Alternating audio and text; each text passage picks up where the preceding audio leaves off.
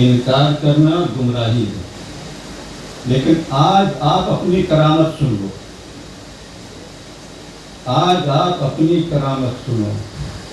اور آپ کی کرامت یہ ہے کہ یہ جو ڈھانچہ آپ کا ہے، جو انسانی جسم آپ کا ہے، ایک روایت کی بنیاد پر جس کی روشنی میں مفتی عنایت احمد کاکوروی رحمۃ اللہ تعالی علیہ، جو ہندوستان کی آزادی کے پہلے دور کے صف اول کے سپاہی ہیں، مفتی عنایت احمد کاکوروی رحمۃ اللہ علیہ اپنی کتاب تواریخ حبیب الہ میں ایک جگہ لکھتے ہیں کہ جب تک ہمارا یہ ظاہری ڈھانچہ، یہ انسانی بدن موجود ہے، اس بدن کی کرامت یہ ہے کہ اس جسم کی، اس شکل و صورت کی موجودگی میں تم کو اللہ عذاب نہیں دے گا.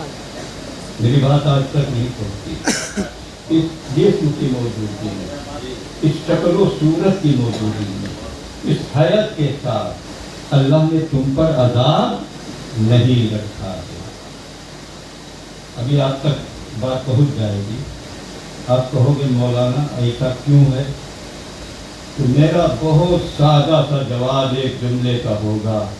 اس کی وجہ صرف یہ ہے کہ اللہ رب العزت نے ہم کو، آپ کو، سب کو جو یہ جسم عطا کیا ہے، یہ جو صورت دی ہے، یہ جو ڈھانچہ ہم کو دیا ہے، اس جسم کو اور اس ڈھانچے کو پروردگار عالم نے جو پیدا فرمایا ہے تو کس کی صورت پر پیدا فرمایا ہے؟ مصطفیٰ پیارے کے نام نامی، اس نے گرامی محمد کی صورت پر پیدا کیا ہے اور لفظ احمد کی صورت پر پیدا کیا ہے. سبحان اللہ.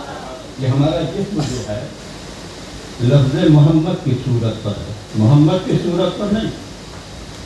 محمد صلی اللہ علیہ وسلم کی صورت پر تو کوئی ہو ہی نہیں سکتا. اللہ نے کسی کو ایسا بنایا ہی نہیں. ہم لفظ محمد کی صورت پر کہتے ہیں. آپ اردو میں محمد لکھتے ہیں نا، اس نقشے کو سامنے رکھو اور ہمارے کہنے کے مطابق آپ لیٹ جاؤ. پہلے سیدھے سیدھے لیٹو، پھر داہنے کروٹ ہو جاؤ، اس کے بعد اپنے ہاتھ کو ایسا رکھ لو سر کے نیچے اور قدم کو تھوڑا سا پیچھے کی طرف موڑ لو.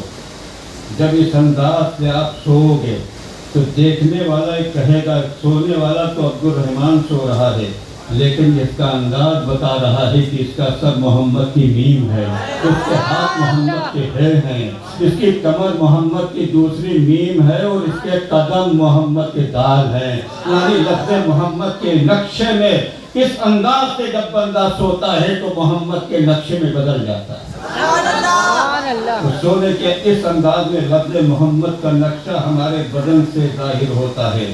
اور یہی جب ایک مسلمان صحیح العقیدہ کسی نماز کے لیے جب وضو کرتا ہے اور وضو کرنے کے بعد جماعت کے لیے جب کھڑا ہوتا ہے، تحریمہ باندھتا ہے اللہ اکبر، تو بزرگوں نے فرمایا نمازی میں جب آدمی قیام کرتا ہے تو احمد کا الف بن جاتا ہے، جب رکوع کرتا ہے تو احمد کا ہے بن جاتا ہے، جب سجدہ کرتا ہے تو احمد کی میم بن جاتا ہے، اور جب قعدے اور تحیات میں بیٹھتا ہے تو احمد کی دال بن جاتا ہے. میرے عزیزو، یہ تمہارے بدن کی کرامت نہیں ہے، یہ میرے مصطفیٰ کے نام کی کرامت ہے کہ جب تک جسم موجود رہے گا اللہ تم کو عذاب نہیں.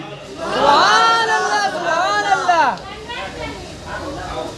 تو میرے عزیزو ایک جملہ کہوں، میری بات سمجھ گئے کہ اللہ نے آپ کو ایک کرامت، ایک روایت کی بنیاد پر رسول نے اس میں اختلاف بھی ہے. کچھ لوگ کہتے ہیں کہ اس جسم کی صورت میں کوئی بندہ عذاب نہیں دیا جائے. چنانچہ علماء نے لکھا بنی اسرائیل کا بہت بڑا عالم اور عابد تھا بلعام بن باورہ. جب اللہ اس کو جہنم میں ڈالے گا تو کتا بنا کر اس کو جہنم میں ڈالے گا. یہ صورت وہ چھین لے گا اور اصحاب کہف کا کتا جنت میں جائے گا تو کتے کی صورت میں نہیں جائے گا. علماء نے لکھا وہ بلعام بن باورہ کی شکل میں انسان اللہ اس کو بنا کر کے جہنم میں داخل فرمائے گا. یہ شکل اتنی مبارک ہے یہ شکل اتنی بابرکت ہے، تو میرے عزیزوں ایک جملہ اپنی جھولی میں ڈھال لو کہ اللہ نے یہ جسم ہم کو یہ شکل و صورت اس لیے نہیں دی ہے کہ وہ جہنم میں ڈالے، اس لیے ہم کو کوئی ایسا کام نہیں کرنا چاہیے جو جہنم میں لے جانے والا ہے۔ بولو بات صحیح ہے کہ نہیں؟ تو جھوٹ نہ بولو، دغا مت کرو، فریب کاری میں مبتلا مت ہو، کھانے پینے میں حرام حلال کی تمیز کرو، اس لیے کہ اگر حرام کھاؤ گے تو مصطفیٰ پیارے نے ارشاد فرمایا ہے جو بدن کا گوشت حرام رزق سے پرورش پائے گا وہ جہنم کے زیادہ لائق ہے۔ لیکن آج کے دور میں کیا ہو رہا ہے تو آپ سب جانتے ہو، اس پر تقریریں آپ سنتے رہتے ہو، سنتے رہو گے۔ میں آپ کو آگے لے جانا چاہتا ہوں، آپ کی ایک کرامت تو یہ ہے، اور اگر آپ اپنے اسی ڈھانچے کے اوپر غور کر لو تو دوسری کرامت تو یہ ہے کہ اللہ نے تم کو ایسا بے مثال بنایا ہے کہ دو سگے بھائی ایک دوسرے کی طرح ہو ہی نہیں سکتے۔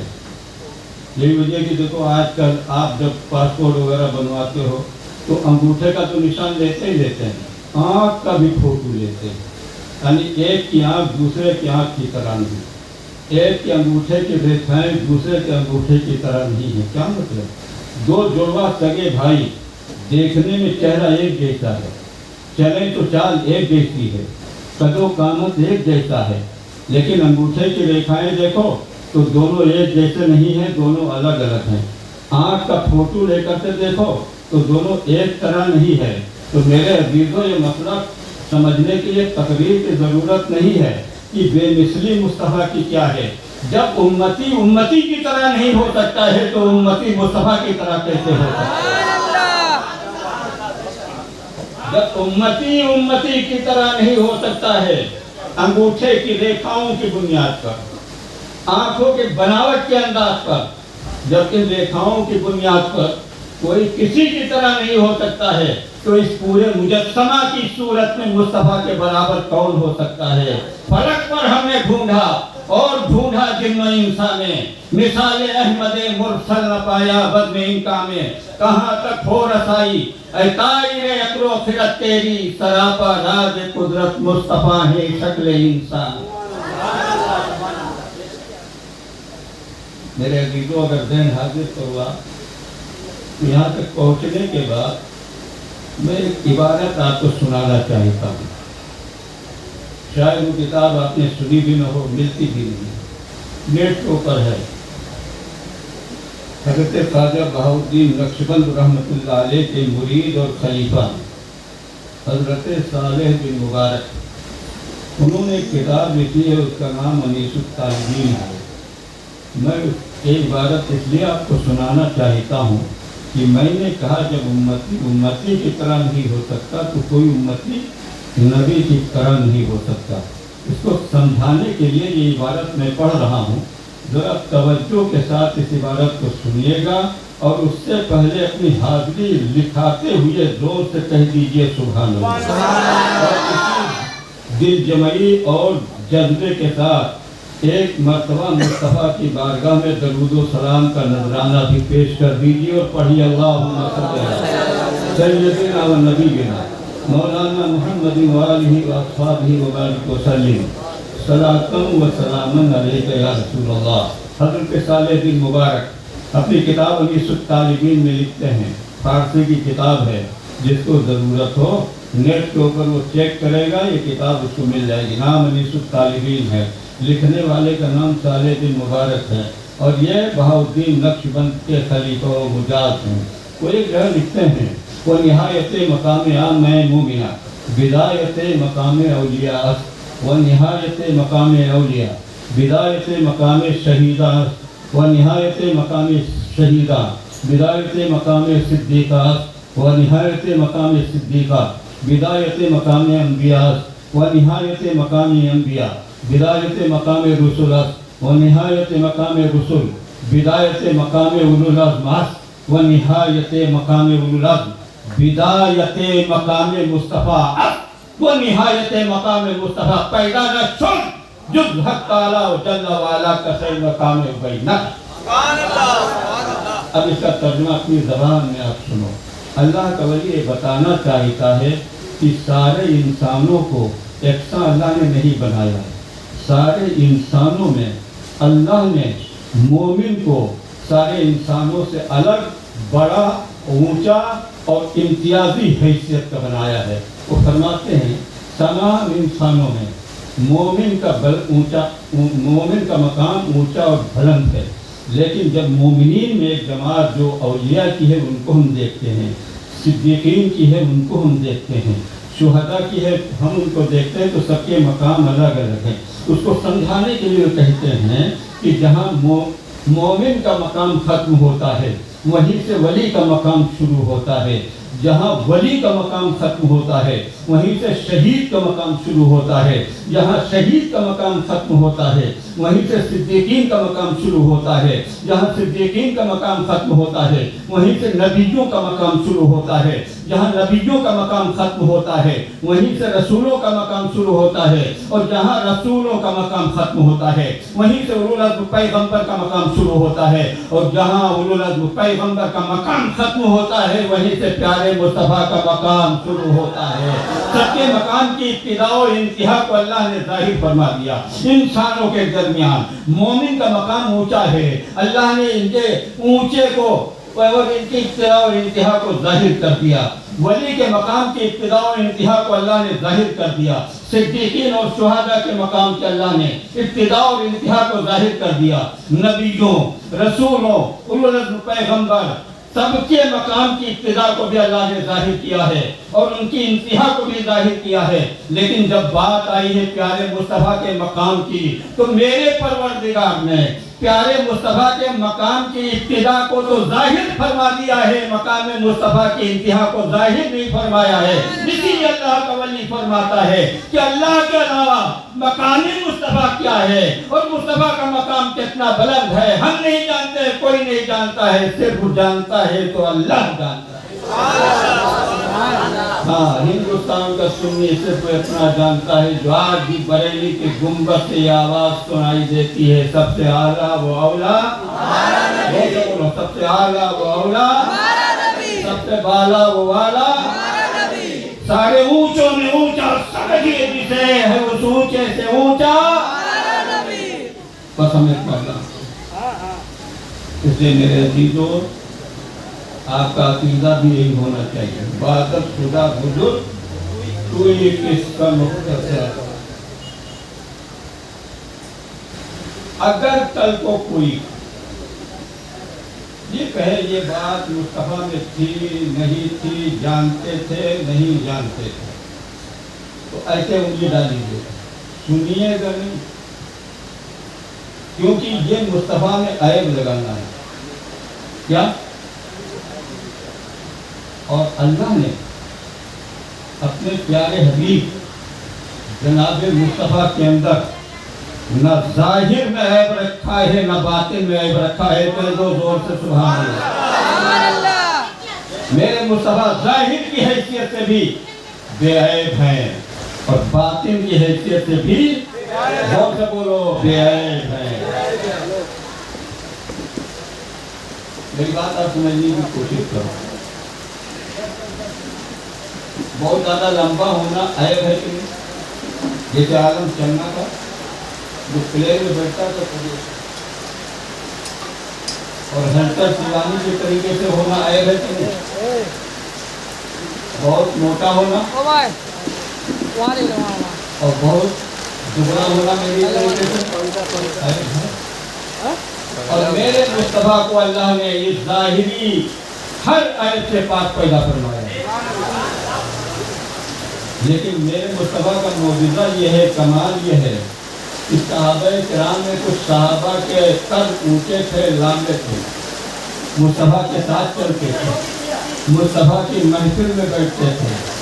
ہونا تو یہ چاہیے تھا، ساتھ میں چلنے والا اگر لمبے قد کا صحابی چلے تو اس کا سب اونچا نظر ہونا چاہیے۔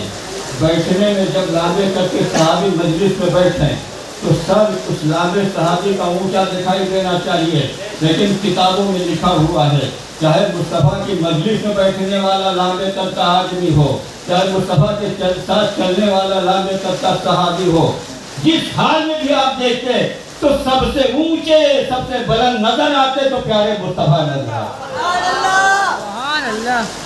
اس لیے کہ اگر کسی کا سر مصطفیٰ سے بلند نظر آ جاتا تو یہ عیب ہے، اور میرے پروردگار نے مصطفیٰ کو ہر ظاہری اتفاق پیدا فرمایا۔ بھائی وہاں دوڑو دے لو بابا۔ اچھا ایک بات اور بتاؤ بھائیو، آپ کے یہاں 2-4 لڑکے ہیں، ایک نے بالکل نہیں پڑھا، ایک نے 5 پڑھ کر چھوڑ دیا، ایک 10 تک پہنچا اور ایک آگے تک پہنچا۔ سب سے زیادہ عیب کس میں ہے؟ جس نے نہیں پڑھا۔ پھر اس کے بعد تھوڑا پڑھا تو اس کے اندر کچھ ہنر آیا، کچھ عیب آیا، ہے نا؟ اگر کل کو کوئی یہ کہے کہ مصطفیٰ کو یہ معلوم تھا یہ نہیں معلوم تھا، تب سمجھ لو کہ اس نے مصطفیٰ کو عیب لگایا ہے۔ سنیو، اپنے ایمان کی حفاظت اور سلامتی چاہیے ہو تو نہ مصطفیٰ میں عیب ڈھونڈنے کی نوبت کبھی کوشش کرنا، کہیں کوئی ایسی بات ہو رہی ہو تو وہاں سے اٹھ کے چلے جانا۔ اس لیے کہ عیب ڈھونڈنے والا سب کچھ ہو سکتا ہے، مصطفیٰ کا غلام نہیں ہو سکتا۔ میری اپنی بات اگر آپ کے کانوں تک پہنچ چکی ہے تو سبحان اللہ۔ اب میں یہ بات چاہتا ہوں کہ ایک حدیث سنا دو، اس کے بعد میں اپنی بات کو ختم کروں۔ میری بات سن رہے ہو کہ نہیں؟ تو بوندا باندی شاید شروع ہو گئی ہے، یہ لوگ آ جا رہے ہیں، ان کی طرف دھیان مت دیجیے گا، اس لیے میں ان کو بھی نہیں روکوں گا، اس سے ان کی ضرورت ہے۔ میں نے آپ کو یہ بتایا کہ اللہ نے آپ کو جسم دیا